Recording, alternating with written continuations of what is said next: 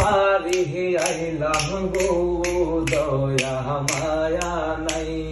হায় গো আমরার কি কপালে একটু পানসো পারি নাই। আমরার কি কপালে একটু পানসো পারি নাই। আমরা কার বাড়ি আইলাম গো দয়া মায়া নাই। আমরা কার বাড়ি আইলাম গো দয়া মায়া নাই। শেষ অনুরোধ জানাই যাই মিষ্টি খাইবার চাই। আরে শেষ অনুরোধ জানাই যাই মিষ্টি খাইবার চাই।